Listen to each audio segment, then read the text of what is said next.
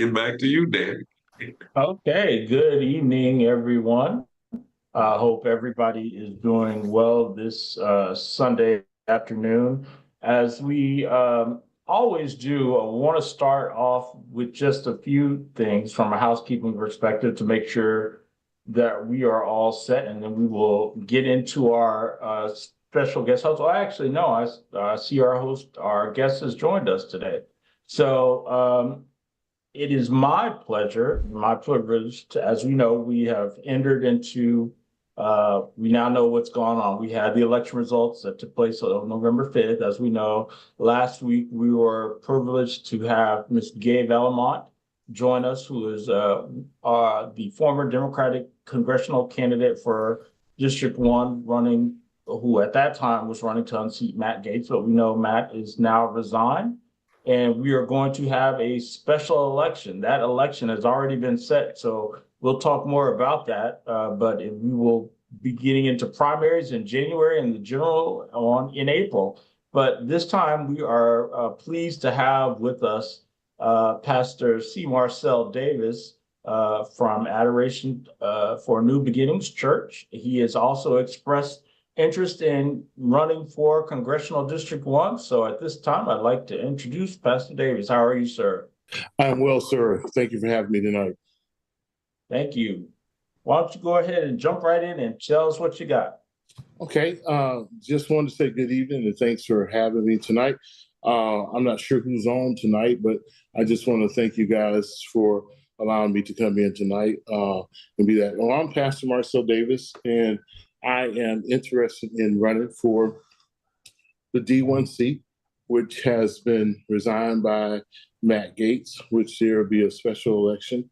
And I am interested in running for that seat and to help bring about a new platform and a change here in Escambia County. I want to commend everybody in the work that they've done, or work that we can do. And there's some people voices that needs to be heard. So thank you guys for having me tonight.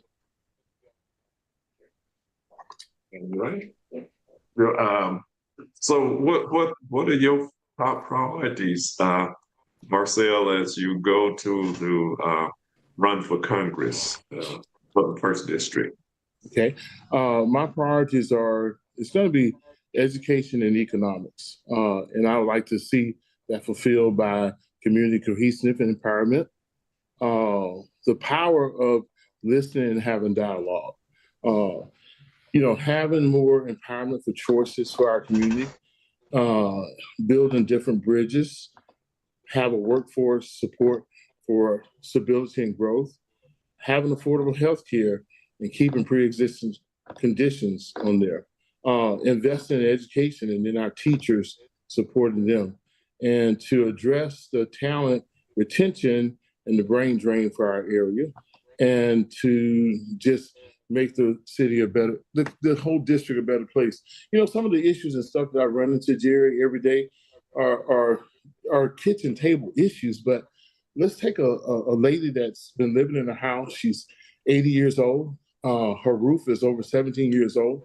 Her insurance now is canceled, and now she's got to pay a higher mortgage because of the mere fact that she can't go out and get insurance because the roof is old. I mean, these things have got to be addressed, and these are problems in D1. We take a young girl who might be a single mother with 2 kids. We've got to come up with some way from the feds to help her. If she tries to get a job, immediately she loses all of her benefits because of the way the system is set up. And so in D1 area, a lot of people are hurting and going through a lot of pain. Go ahead. That's not necessarily some things that people might know of nationally, but in our area, I think there's just been a neglect for economic growth and educational opportunities in D1. Okay, now you was talking. We know insurance is crazy here. How can Congress help mitigate some of the some of the problems that are happening with insurance, and as far as the state is concerned? As far as insurance is regulated by each state, which is true. but also we have programs like our national flood insurance, which help people to get flood insurance, that's unable to get it at a more affordable cost, and not creating the bureaucracy, but some kind of way to put this. I like what Lincoln said, public sentiment. If the public has some type of outcry that we're all suffering from high insurance costs, then it can be looked up and something can be developed. Because the more we have climate change and the more we have hurricanes that affect Florida, it's going to be difficult for us to have carriers that will come in and insure our properties. So, for flood insurance, we have a program for flood insurance. So there's definitely going to be something. If another catastrophic hurricane come and hit Florida, I'm sure more carriers are going to move out. It's going to be harder and difficult for people to get insurance, and it's going to be very extremely expensive. Yeah, I've read that Florida has become almost uninsurable. And do you think that's because of a lack of congressional involvement and involvement by the governors and the state legislators that they are not involved enough? Right. I think that in the state of Florida, I think that the legislation is in the insurance pocket, where they're not regulating insurance carriers to stay in the state of Florida. They insure your car, but they won't insure your home. So, I mean, there's some things that needs to be regulated along those lines. So when we talk about that, Jerry, if it gets so expensive where people can't afford insurance, can the legislation be in Congress legislate something that will help to alleviate that? Because right now you're going to see more people that's in a senior age that's retired that's going to be struggling to pay for those costs. Someone else got a question to ask? So I have a question. I'm glad you're here today. My question is, when did you decide to run, and why didn't you decide to run?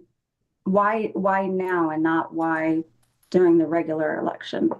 Okay, so what your question is that we don't want to be seen like what happened nationally. What happened nationally, we waited late, we picked someone to run, and so I think that now it's an open seat. It's a special election. So to answer your question, when I saw there was a special election, when I saw what happened in the last election, and people were in a margin of despair, they were losing hope in the Democratic Party, losing hope in our message, that I said, okay, well then let's come up with a platform. Let's go out and give it a try. Okay. What do you mean when you say we? So you didn't see any movement within the Democratic Party, is what you're saying? In this last election, you saw despair. You didn't see any increase in turnout. You didn't see any increase in excitement. And I guess what was your part within the Democratic Party throughout the last election as well? Throughout the last election, we had freedom vote, which we push people to vote and go to the polls. In D1, we only have 2 elected Democrat officials in all of D1, just 2. Okay. No, that's not accurate. That's not correct. Are you saying in partisan seats? Because that's not accurate. No, the partisan seats, you're running as a nonpartisan. If you're running as a Democrat or Republican, we only have 2 elected Democrats in D1. We only have 2 elected as a Democrat in D1. Okay. You talked about education and it's being talked about on the heel that under the Trump administration, they're talking about getting rid of the education department. Mm-hmm. As a congressperson, what would you do to try to make sure that it stays intact, the education department, with the right wing in this country moving fastly to dismantle all of the accomplishments of the 60s and even turn it over to civil rights movement? Okay. Jerry, that's a good question. As Congress will have to vote to eliminate the Department of Education. And I think that we would have to really work to present the sentiment that the people are feeling about getting rid of the Department of Education. Now, if we hold on to the Department of Education, I'd like to also see the Department of Education fund some things like the YCC program. I don't know if you remember that program, but it was a program that in the summer will employ kids. And some of the programs that the Department of Education used to have, I think that we can bring some of those programs back and show the department how important it is to help empower communities, plus especially marginalized communities, with those type programs. So that's something that I would definitely push to work across the aisle to keep the Department of Education and to also incentivize areas like ours to have those programs where African-American kids, well, all kids can have a chance to an opportunity to have some type of on-the-job training. Okay, also, in the education department, there are, monies that goes to disabled individuals, especially young children that's having issues in school, and also Title IX, which help to fund a lot of the athletic programs for women. I'm trying to figure out how would you, as a congressperson, make sure that those programs stay intact? Well, a lot of those programs, Jerry, are not under the Department of Education anymore. They're under Voc Rehab. So a lot of the title programs now are up under Voc Rehab, where they have sessions like there'll be a session this week, there'll be a session spring break, and there'll be a session over the summer. And those programs are funded now through Voc Rehab. Some of the biggest budget for those type programs that you're talking about is coming from the state, from Voc Rehab, and from the feds, Voc Rehab. Anyone else got some questions, Cheryl? I have a question, Marcel. How you doing? I'm doing well, sir. How are you doing? I'm doing well. I know you're facing a headwind, right? Yes, sir. I see two things that you're gonna have to, obstacles that you're gonna probably have to overcome. That's number one, you black in a red district, okay? And number two, you're Democrat in a red district. So how are you planning to overcome those obstacles? Well, thank you, and it's good to see you, Mr. Watson. It's been a long time since we had a program on your show at the very beginning of your television station talking about there's no greater hope than good hope.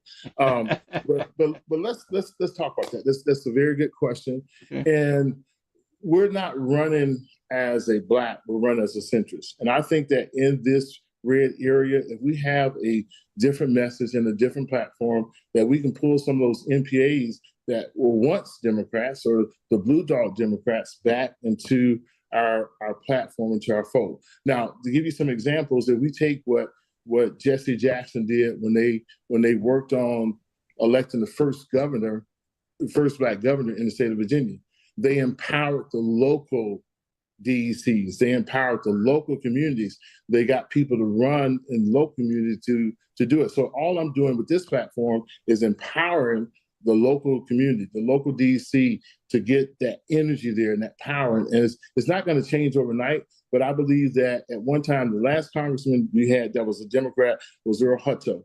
I think that we had more empowered DCs across D1 than we have now. Not saying that anything is lacking, but we've got to stop doing the same old thing and getting the same results. I feel like we can go and we can talk to some people that feel marginalized. We can talk to that farmer that's having a problem buying seeds and fertilizer. We can talk to that person in Jay who's about to lose their third generation farm. We can talk to that girl in Myrtle Grove that's struggling trying to make her ends meet. We can talk to that teacher that's on the borderline of staying a teacher or moving, and show them that we have a much better plan than what is being sold to them as hocus pocus. And I feel like that it's going to be, as I talk about, a personal dialogue with people. And like, say, for instance, let's talk about, for the first time in Escambia County, from the work that we did, we have no felon middle schools in Escambia County.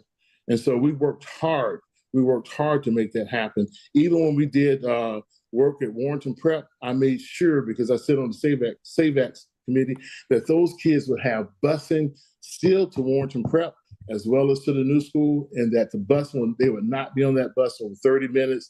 These are things that cross the aisle. These are things that all parents was like, and that we still was going to solidify your child getting an education in their district, either at Warrenton Prep. So it's going to take that conversation. It's going to take working across the aisle. It's going to take communicating to people. It's just like now you tell a 70-year-old to go and buy an electric car. You just force the electric car on them, but you don't tell them how to use that electric car, so they become anti-electric car. But if you explain to them and you talk to them, then you can make that happen. So yes, we do understand that the numbers are not there. It is a red district. I am Black and I am proud, but I feel like we can cross the aisle. I feel like we can communicate with the racists to pull people into our message. Okay, one of the things I hear people say a lot, Marcel, that they're going to try to reach, the MPAs, but I kind of think that anybody that's going to be successful is you're going to have to reach those folks that's in the red, okay? Because I think one of the mistakes that we made in the Democratic Party for president, I don't think we try to reach across that aisle, because, if you tell them you're going to do the same thing for them that your opponent's going to do, but you're going to do it better and with more respect and more dignity, maybe, just maybe, you might can pull some of those. But I don't see where a lot of candidates are targeting the Republicans. They're targeting NPAs and Republicans stuff like. But Democrats, but they're not targeting the Republicans. If you're going to win this is my opinion, I might be wrong, but I think if you're going to win in our area, in District 1, in Escambia, Santa Rosa, and you're going to have to try to cross the aisle, and there are people that may do that, sensible people. We got a lot of sensible people here. If you tell them you're going to do what they want, obviously they're voting red because the red folks are giving them what they want. So we got to reach out to them and say, well, I give you that plus. But I don't see where a lot of effort is reaching out to them. Maybe, y'all help me out. Maybe I'm wrong. Well, I totally agree with you on that. And we do have to reach across the aisle. I'll tell you, for 20 years, you remember the Dozier Boys School? Yes, I absolutely remember that. But for 20 years, it's been a fight for that. We turned that whole thing around in 3 years and got $20 million from across the aisle, from a Republican governor, from a Republican legislator in our area, and from a Democratic legislator in the Tampa area, to introduce a new bill. And we brought home $20 million for all the victims that were victimized for the Dozier School for Boys. Another thing that we brought home is that everybody started talking about homelessness. We worked across the aisle and we got a $500,000 grant. $500,000 to take another 100 people off the street. So we will have over 160 people in the shelter. What it took to work across that aisle and say, these are your people too. They might be red, but these are your people. Your people are suffering from this too.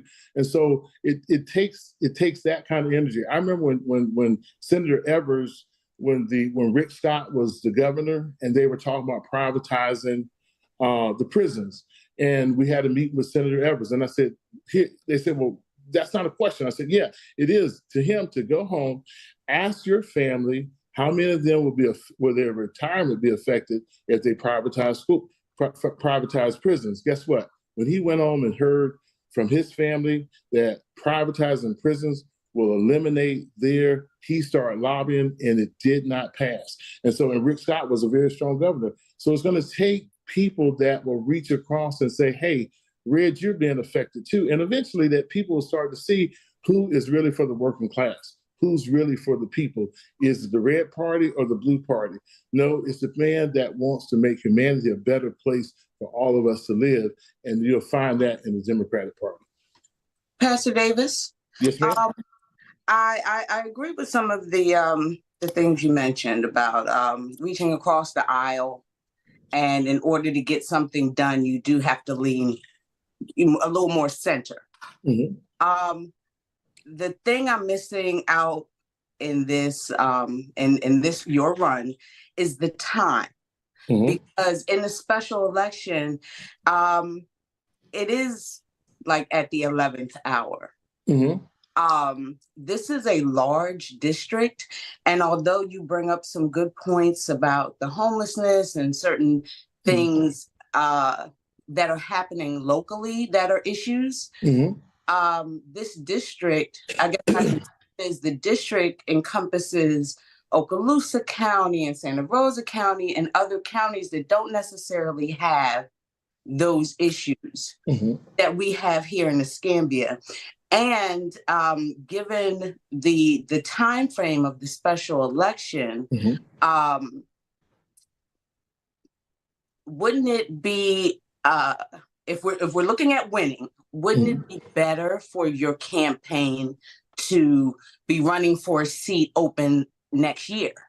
Because that would give enough time to effectively target and reach those people on those issues that you just mentioned. So what's our winning plan?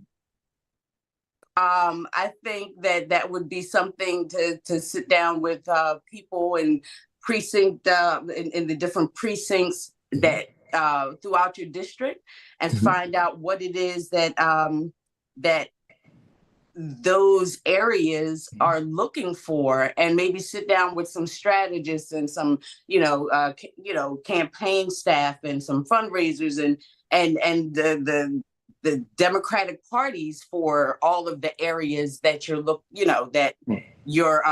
district covers to create a plan over time, because I worked a lot in campaigns. So it always is like a little pet peeve of mine when candidates decide to run within several months of an election, because in order to, if the goal is winning, we have to be strategic. We have to touch the people in the area, not just once or just door knock once. It has to be a concerted effort and all encompassing in order to actually win. And my concern, like I do believe in democracy and everybody has the right to run, but if we focused on winning,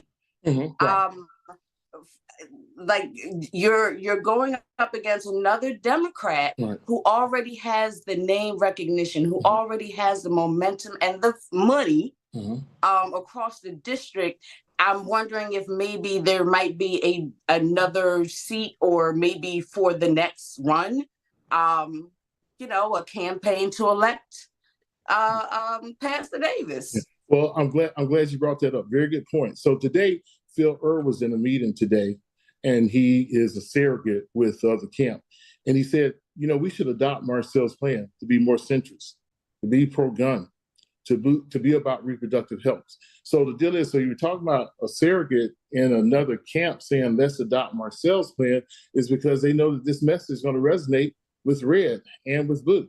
And so when you take a campaign that took $7.4 million for this campaign, $6 million for Matt Gaetz, 1.4 for the gay campaign.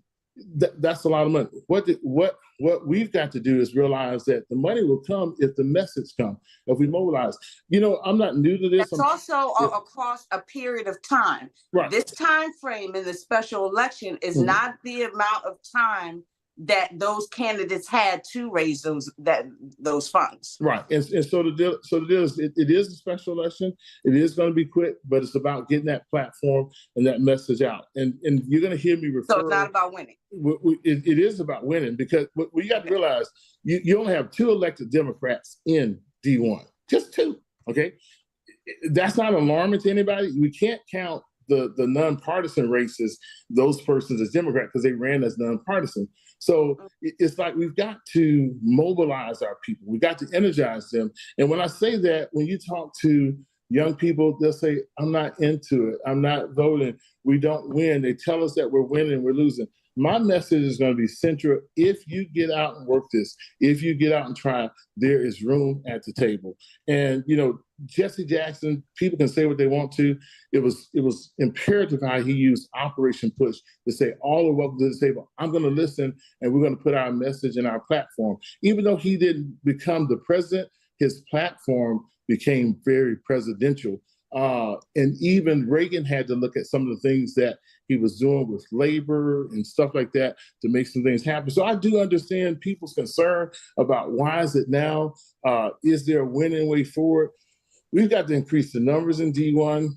We've got to increase the mobility, and we've got to have candidates that will go to our people and not just let our people vote for a slate, but to vote for an issue that affects them. But Pastor, correct me if I'm wrong. The time, and I keep bringing up the time because we're talking about a special election. Right. So we're talking in under a year. Right. Covering and building that momentum that we all agree has to be built. So there has to hitting the ground running, a large effort with a lot of people and a lot of money to cover the entire district. Again, as opposed to, and just hear me out on this, maybe doing those same efforts across maybe a different, like something that is open next year. We have there's so many positions where we need the issues that you mentioned addressed. Right. In other seats that maybe are winnable, that don't have the momentum that maybe Gay has. And I'm not for, one or the other. I'm just trying to get to a point where everybody is kind of working together to win. Right. You know what I mean? We're not just running candidates. We're actually winning and taking seats. Right. So it's an election that's coming up in January, right? And the general will be in April. So no matter how crazy we think RFK Jr. is, he made a point. When did the Democratic Party stop being a part of democracy? Everyone has a right to run. Everyone does. Okay. But you have to realize that message has resonated across so many boundaries of the Democrat wants to pick who's going to run. They don't want to have a primary to have the best candidate win. They want to pick. So when people ask me this question, which is not asked, because yesterday when we were out getting signatures, and the kids did this little thing to get signatures, and they developed this thing to get their friends to sign up on cards and then meet at this one location to all drop them off. It was just amazing. So that's saying to me that there's a momentum out here. There's a thought, but we really need to look at what RFK said. Is the Democratic Party saying, you can't run because of your color. You can't run because of your sex. We have the chosen one to run. So with very valid question, but please just think, this is a democracy and everybody has a right to run. I truly believe that. I'm just trying to, my strategic hat was on and looking at it from a perspective of can one campaign, in this instance, your campaign, get the amount of numbers and momentum across the entire district that you're running for. That's all. And so let me ask you this question. Where do you think the numbers will fall this time? Do you think they'll fall closer to a victory or about the same? I don't know who the other side is, who's up on the other side. So it's well, I know that as of Friday, another African-American entered the race for the special election. Okay. Again, it doesn't. You can do an insert name here. I'm just looking at the numbers, the momentum, and the probability of getting the. Right. So when we look at the numbers, let's look at the numbers. So when we look at the numbers, how do you think there's going to be an increase in the numbers to have a win in D1? What do you think it'll take? I think it'll take a lot of efforts in the Santa Rosa, Okaloosa, all the other counties outside of Escambia. Escambia has done a great job, but the other counties don't have the Democratic numbers to push it over. Jill, you're looking. Like you're itching to say something, and see, and I'll pass it over to Jill and Christina because they're in those areas and Right. they have those, numbers off of the top of their head as it Right. pertains to Democratic numbers in those counties. I just think it's late stepping, one's hat in a ring on a special election. My personal opinion. Okay. Right. So here's where I am, and it's good to see you this time Now, again. do you remember who I am? No, but yes, did I? Yeah.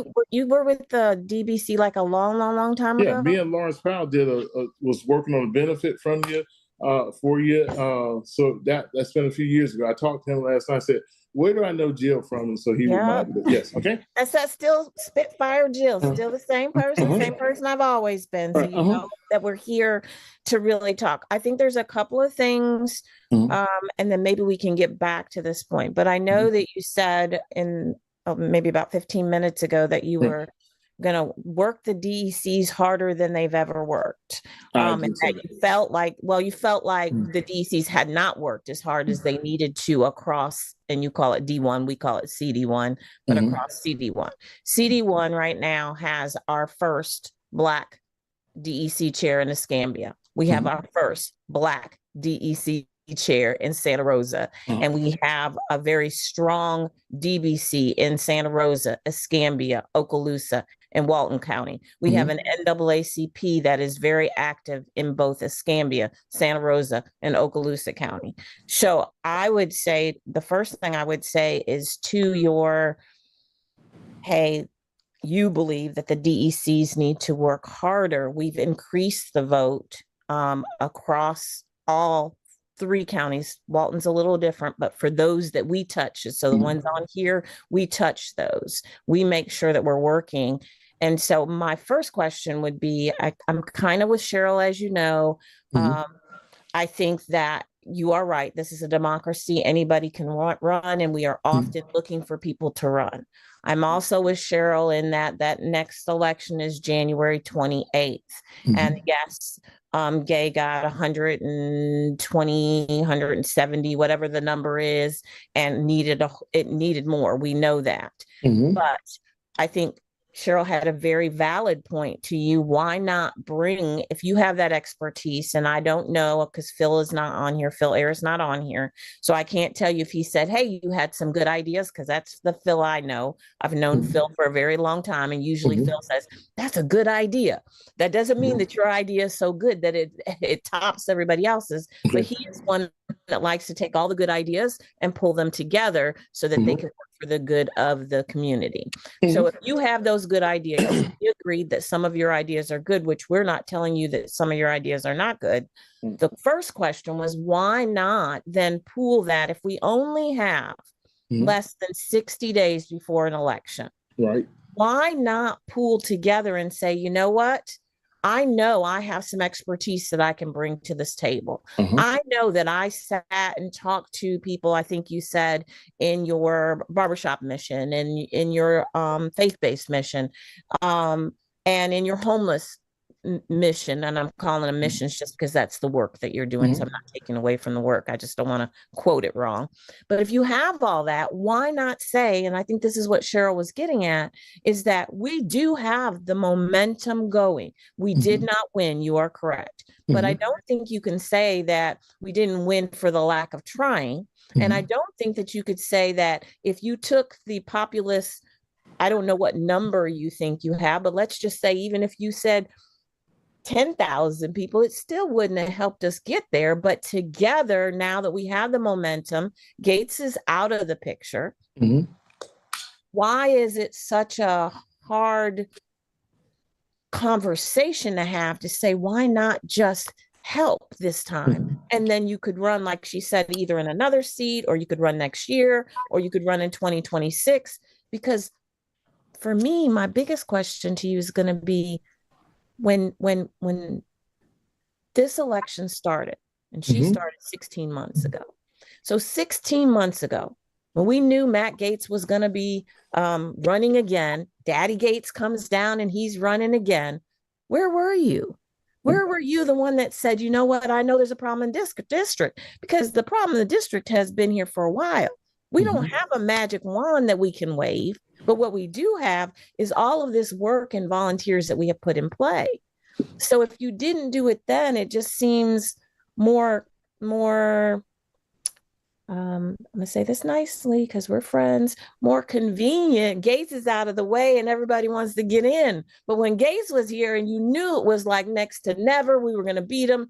They outnumber us 3 times in Walton County. They outnumber us 3 times in Santa Rosa County. They outnumber us 3 times in Okaloosa County, which is what she was just, referencing. And then you've got, a good number of Democrats in Escambia County, but they're still outnumbered. You weren't in that race. You weren't there with us. You weren't fighting with us. I'm not saying you didn't have your own area where you were, but we all had events.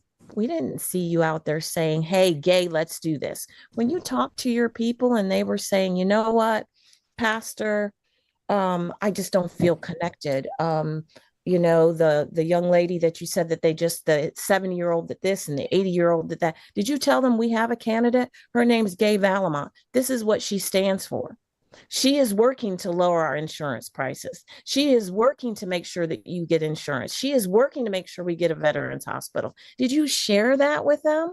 Because that's how we collectively take our own groups of people, bring them together and work to make this better.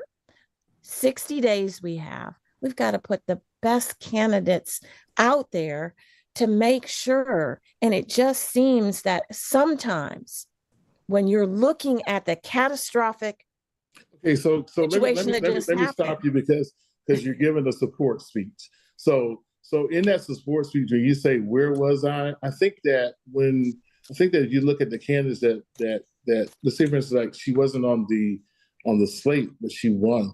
When you look at the freedom vote that we took place, when you tell, what slate was she on? I'm sorry, clarify so I know what you're talking about. What slate was she on? When you talk about Teniati Broughton, wasn't on the slate, but she won from the work that we did.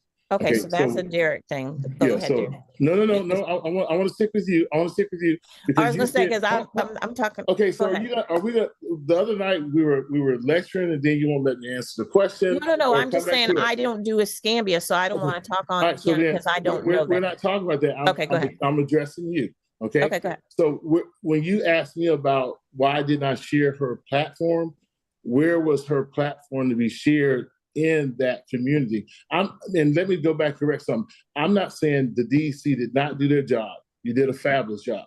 Please, let's correct that record. I'm not saying that the DEC didn't work hard. You did a fabulous job of working hard. So let me just clear that. But when you are in this community working, then you just can't go to one cross section. You got to go to others. I'm not in control of her campaign or to say that. The only thing I'm saying is that I have a platform that can help those issues that people are dealing with in all 3 counties, no matter what the color is. Okay. Okay. So it's 4 counties, and you had Jerry at tell me. Our voices in Movement for Change. Absolutely. You have Bill Snow and you have Vernon, you have the Black Caucus, you have the NAACP. Wait a minute. And all of those people, wait a minute, all of those people. Florida Rights Restoration won their first Please let her finish. Wait a minute. Hold on. Please let her finish. Derek, this is the same thing that happened the other night, where it's not a question, it's a lecture to me. No, you just said something and I'm answering it. You said that where was the platform? That's what you asked me. Where was the platform for you to pull from? And I said you had Movement for Change. You had all 4 DBCs. You had all 4 DECs. You had Gay Valamont in your own county. So and then you had many other NAACPs that you could have asked and said. Okay. Did you ask any of those people, what is her platform? I have a young man that came in and he says he does not feel represented. Did you go and ask any of those entities? How does Gay Valamont represent this young man? Because he's upset. Okay. He feels like he's just disenfranchised. But you did do that. You did. Okay, so I'm not going to sit here. If you want to talk about the issues that I'm going to address in the campaign, we can. Gay Valamont's campaign and her process, that was on her to get out and sell a message. I encourage people to vote and to vote Democratic. So when you say that, well, what were you doing? Encouraging people to vote and vote the Democratic slate. Did that answer your question? No, but it's okay. Okay, You told them to vote, so that's good. But you're saying that there was something missing, and if there's something missing and you didn't ask for them, you didn't advocate for them, how are they going to know where to advocate? Okay. So you want to hear some of the things that are missing?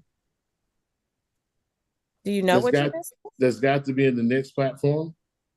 Okay. Go ahead. Go ahead, Mark. Some of the things that are missing, Jill, is that when you have young people who just feel like there's no way out, there's no way they can make it. When they have kitchen table issues as well as social issues that are driving them down to depression and don't know how they're going to function or live or even take care of their kids.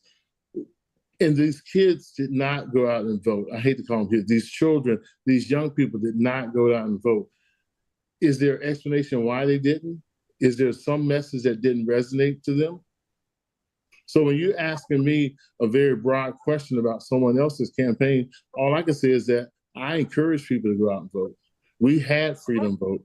We encourage people to vote early. Okay, well, we had what's people your message going to the polls. To that child, well, to that young person? We don't want to call them a child because they have to be 18 to vote. But yes, to that 18-year-old that felt that way, what is your message to them right now? Yeah, that the Democratic Party has an answer. We just have to bring our platform back to where it needs to be brought back to. You know, when these kids live in Oakwood Terrace, they live in Myrtle Grove, and they try to get a job, but they can't get a job because as soon as they get a job, then their benefits are cut. The system is cut. They want to know, what is the solution for that? Well, we're going to give you a solution for that.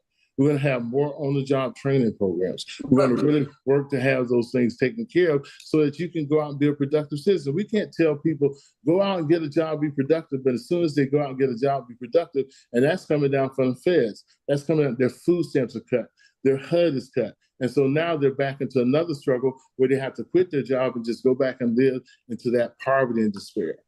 But Pastor, would you not agree that the demographic that you're speaking of is a very small portion of one particular voting block in one area? Because I'm sure that, you're speaking about, the housing projects in Escambia County, but that does not speak to the Walton County resident and their issues. Like that, it's very specific to a certain group.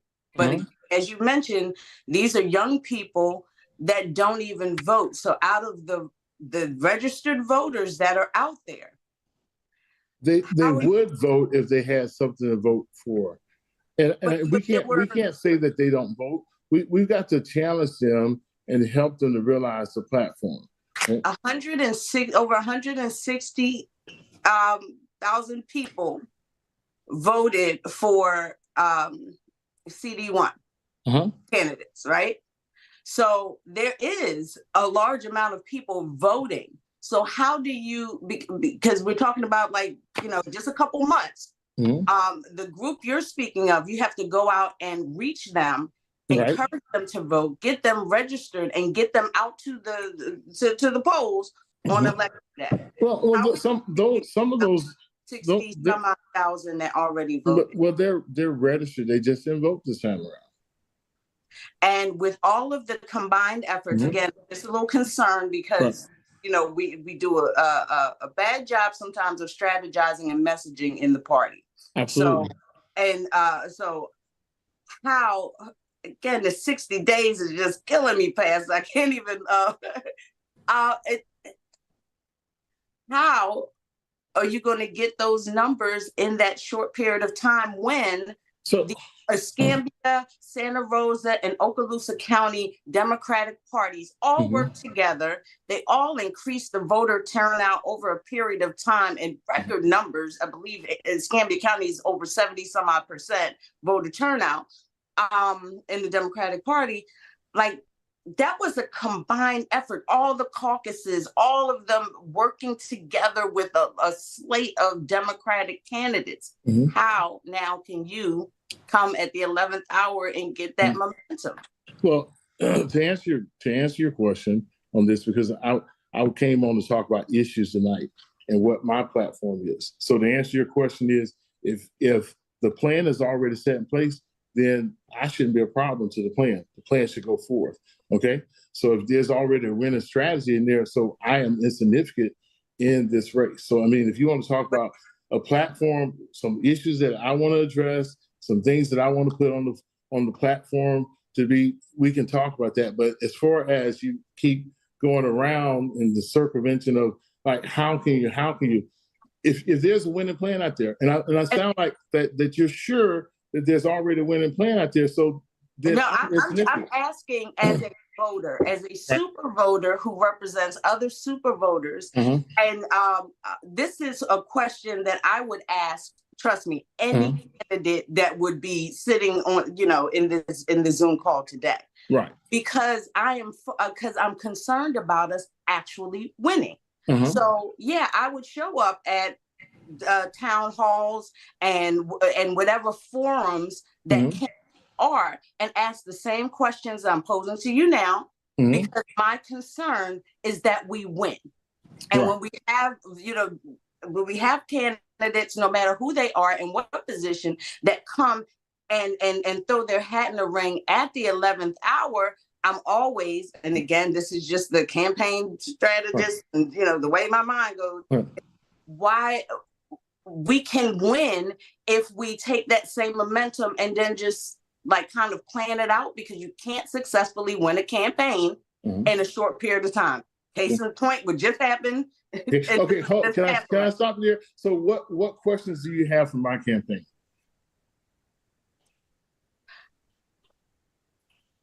I mean, because what you're saying is that you're not asking me questions for my campaign. I am. I'm actually, a little bit of a challenge as to, okay, you want my vote, right? You want me to advocate to my family of super voters why we should consider you as a viable candidate for this position. Okay, so let me ask you a question. Do you want to keep the affordable health care? You want to keep the ACA? Right, but some of those issues that requires more than. Do you want to keep? So I'm just asking you to ask me questions about my platform, not about a winning strategy for the campaign, because I believe that my message will resonate and will be a winning strategy for the campaign. But we spent a lot of time saying, okay, give us your platform. Exactly. So the deal is, what we have. There's two things that's really affecting people in D1. Okay, in this area. Okay, and that is opportunities to make a living and to live the American dream, and that is becoming harder every day. Okay, and so there's some things that we can do in the congressional seat that can make that happen. Okay. Keep your Affordable Care Act. Let's get it funded all the way down to the state. Let's work hard to make that happen. Let's look at our bases that we have in this area. Let's bring back something where even Mr. Watson, Mr. Vernon Watson worked, where there were civil servant jobs here in this area. We have 8 bases in there. We can make some things happen along those lines. There's a lot of things that we can go to Congress that I think that has been missing over years from all the bumbfoolery that's taken place from the person that we had that was running this area, that can bring attention back to our area to make some things happen. Look, it was last minute that they funded the Blue Angel hangar on the base. Our military should be forefront, and what our bases need should be forefront in a congressional's mouth in this area, because that has brought the economic growth to this area. Let's look at the fact that we have the only cotton gin left in this area. Okay, that is very important to have the export of our textile. When we can't export our textiles, then we can't have trickle-down money that come into this area. So let's talk about those things and those issues that I want to bring to Washington, D.C. Okay? When has trickle-down ever worked? Okay. So when has trickle-down ever worked? Well, Christina, go ahead. It means that we have a deep water port in Pensacola that we can utilize to export things out and to import things out. There are a lot of things that that are not just local issues, but that are congressional issues that we can make happen in our area. Okay?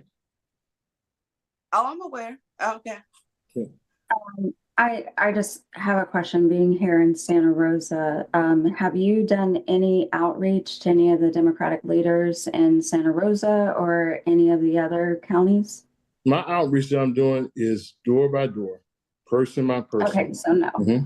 So the answer is no. You haven't reached out because that's how you get folks to knock on doors for Okay, you. so Unless you're doing it by yourself, I don't understand that. So the success in Santa Rosa County did not bubble above 30%. Okay, correct? I didn't hear what you said. I'm sorry. Okay, so the success that you're talking about for the election in Santa Rosa County did not bubble over 30%, correct? I don't know what that means. But you're a leader, you're a leader in Santa Rosa County. So what was the percentage of votes that Matt Gaetz won compared to the other candidate? Right, we were outnumbered 3-1, 4-1. Okay, We still kept our school board seat, which is a feat for our county. Okay. And so, but what you're saying is so you're what I'm saying is to outreach to the Democratic Party within Santa Rosa County. No, that's not what I'm saying. Is that okay? So my question was, have you totally get it? So have you done any outreach to the Democratic Party within Santa Rosa County, to any of the clubs, caucuses, DECs? Okay, so the Democratic Party is just not those entities. It's the people that are registered as Democrats. So you have to reach out to them. You have to touch them. Okay, so Christina, I don't understand your face because you and I have worked together on campaigns and worked together on issues. Okay, 100%, 100%, you know the work that I have done. Okay, so the deal is, I'm not new to this game. You got to realize that the Women's Club, the Democratic Black Caucus, we all organize people to go house to house to house to knock on doors. Okay. We all organize phone banks. We all organize texting information. And what you're saying is you're running for congressional district and you haven't done any outreach within the county to even the leaders to let them know you're running. So I'm going to let you think that. Because you know my work. I'm going to let you think that. Okay, next question. Wait a minute. So my next question. Okay, no, go ahead. Cheryl. Please go ahead, Cheryl. No, I was just going to follow up on what you were asking. So if you haven't, have you?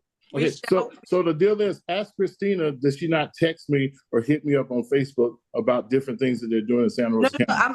No. Let's stay right there. So if she's a leader on that, then is that not outreach? It's outreach. I told her at that time that you were running, but you weren't running because Matt Gaetz was running. So no, that's not the same thing. Just because I'm having an event that you do work with us, that's not outreach. This is a prime example of what the Democratic Party has got to overcome. We eat our own. Okay. If somebody tries to run, then it seems like they're looked at like you're the wicked witch of the East, West, and South. But the qualification hadn't even come down yet. Okay. So the deal is, I am not the only one that's in this race. Okay. There are other people that's in this race, and the deal is, I understand where your support lies. I understand where you have been for the last 15 months, and I'm good with that. The deal is, I feel like I have a way for my platform to resonate and get to the people.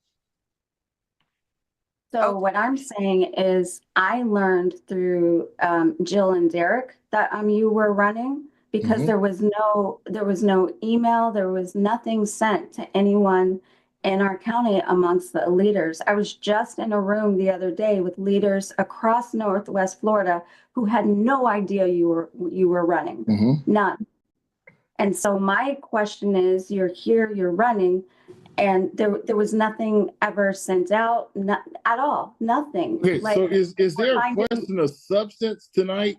I mean, all I want to know, is there a question of sure? Is there a question of how we're gonna protect our women's rights? Is there any of those questions tonight? Instead of you beat me down on why are you running? Why are you running? You don't have a right to run. That's all I'm hearing. So is there any questions on that tonight?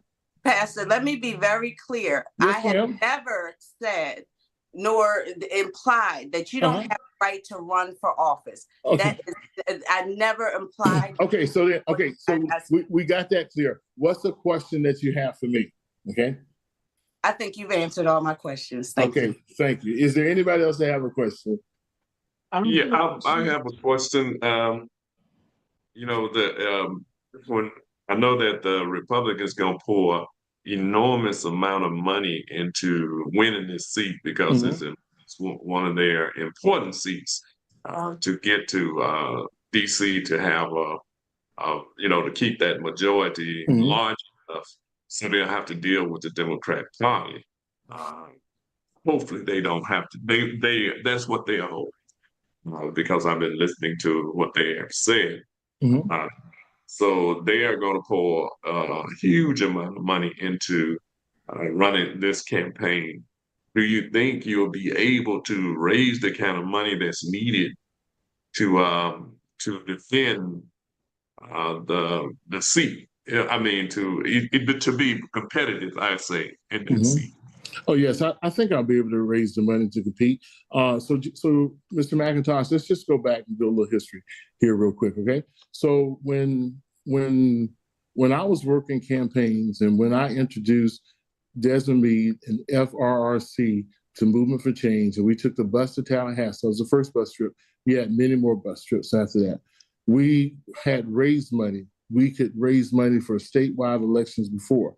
We won the initiative No on 3, Yes on 4 many years ago. So the deal is back in 1977 when the Macmillan 10 took it to the Supreme Court and won, and Willie Jr. won the first election of that thing.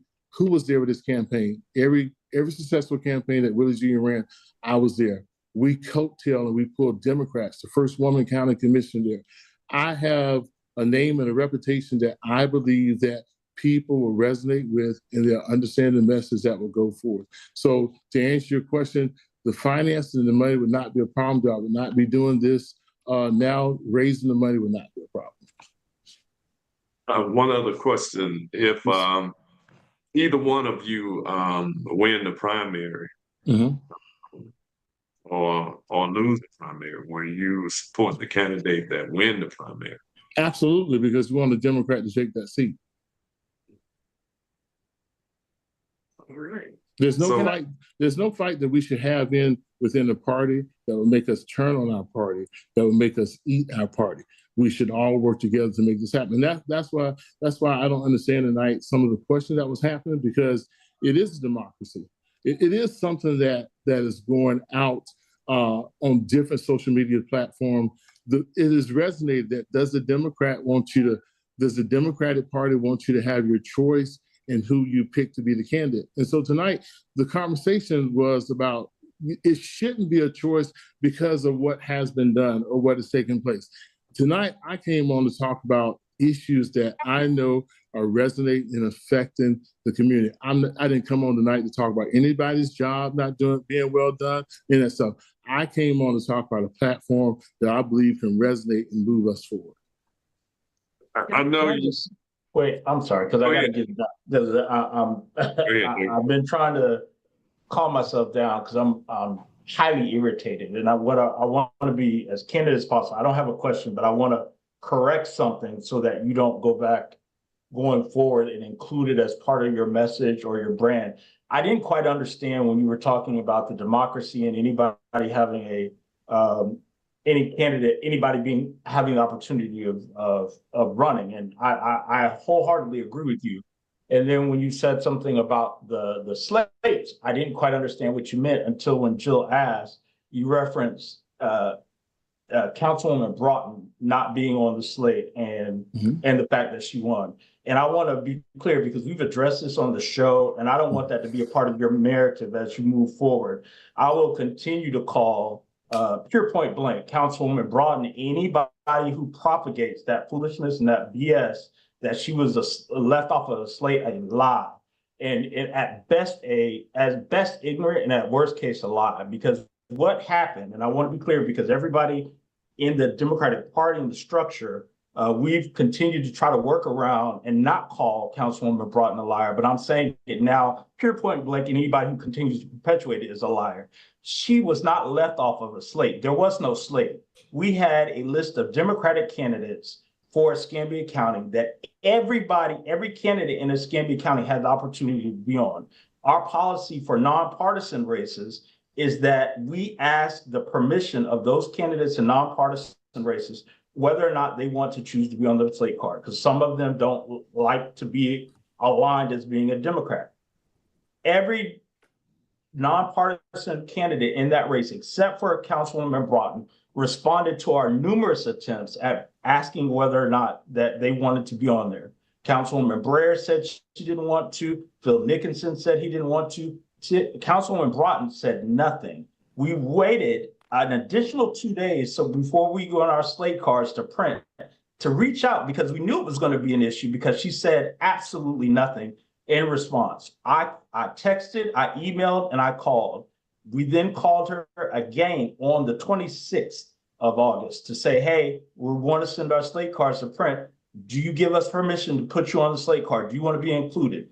The response to date has been nothing. We waited to the 27th to get her to respond. On the 28th of August, Alma Woods, our DEC secretary, called her. She answered and said, I'll call you back. It is now November the 24th, and we are still waiting a call from Councilwoman Broughton. So we didn't pick and choose who we put on the slate card. We put the people who wanted to be on the slate card. And the fact that Councilwoman Broughton puts her two lips together and perpetuates that bold-faced lie to say that we tried to keep her off and there are conspiracy and meetings, and anybody else who propagates that, every time I hear it, I'm going to call them a lie or either ignorant. So I don't want that to be a part of your platform where you're saying that we're picking and choosing what Democrats can run, because that is simply not the case. We give everybody equal opportunity, and she's had every opportunity to avail herself to come to meetings. Let's be clear, she doesn't want to be on the Democratic slate because everybody knows she works more with Republicans. She got on the radio and said she wouldn't support Kamala Harris. That's fact. And we had to hear the blowback on why she wouldn't support Kamala Harris. So please don't make that a part of your narrative. And use that as an excuse. We want to give everybody does have the opportunity to run, and we respect that and that opportunity to run. Everybody's trying to figure out what to do between now and January the 28th, which is when the primary is going to occur, and then April 1st. It is a short window of time to galvanize Democrats all across Congressional District 1 to get out and vote, not once, but twice now, because we're asking them to come out for a primary.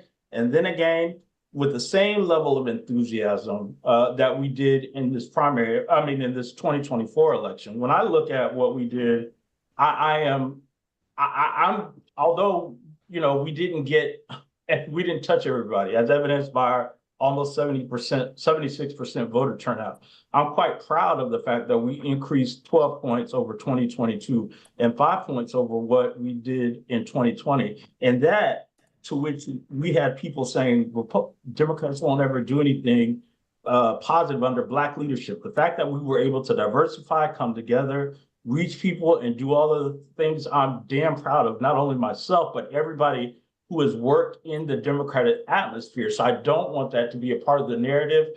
I love the success, and I wish you the best on this campaign. But again, I just want to make sure that we're all operating on the same fact. So when you talk to Councilwoman Broughton, please tell her that I called her a liar, and I'm saying it a liar, and I will tell her that too if she ever wants to call back. I just don't want that out. Darren, thank you for your clarity. I appreciate that. Thank you for your clarity. As you know, Rick Scott has talked about sunsetting Social Security. You would be in a minority position if you made it to Congress. What would be your position in Congress to help make sure Social Security and veterans benefits and all of that are protected? Because they intend to do a lot of these things through executive order. Mm-hmm. So, and they don't have the 60 votes Right. pass it in the Senate. So Mhm. how would you, struggle with that or make sure that those interests are protected? Well, Jerry, very good question. So let's just talk. I'm totally for keeping Social Security and keeping Social Security solid. One of the things that we look at Bill Clinton's campaign, when people would talk against his program, he would get on Air Force One and he would fly into that area and make sure that the people in that area knew where to stand. I think that as a congressperson, I think that the voice has to be loud and clear. We support Social Security. And I think that the voice has to be loud and clear where we go and we talk to the people and bring about, do you understand what's getting ready to take place if they eradicate Social Security? Do you understand how your life is going to be changed and affected? And then so you have the propaganda that's coming out with the younger generation saying Social Security is not going to be solvent, Social Security is not going to be here. Yes, if we let the Republicans send it into bankruptcy and bankroll it out, we have to make that a public sentiment statement where you want to preserve Social Security. You want to make sure that grandma and grandpa can get their checks on time. So I am totally in support of keeping Social Security solid. So I have a question, and I'm actually going to ask a question. In your, you're supposed to laugh. That was supposed to make you smile, and you didn't even smile. I'm trying. So in your statements, it seems like if we ask you a question, which Jerry just asked you, then you say that you support it. But what specifically would you do to make sure that it doesn't end? Or if it's healthcare, what specifically do you feel like as a Congressperson, should you win, you would do? We know you'll speak on it and we know you'll speak for it, but what will you actually do? Well, specifically on Social Security, there's nothing that really you can do is just keep the rate a certain place and to make sure that Social Security is solvent and that they do not raise the age again on Social Security. Some of the things that we can do in the tax benefit program is that give people a lower tax. Those who have retired, a lower tax on what they pay on their Social Security check. So those are some of the things that we can put into a bill to advocate to keep Social Security solvent. Also that they are working on overturning the Civil Rights Act. And most people don't know what the Civil Rights Act entails. So the Civil Rights Act, when it came about, was to make sure that there was a protected class of people, which was us, that had, but under that Civil Rights Act, you could sue for discrimination, other things that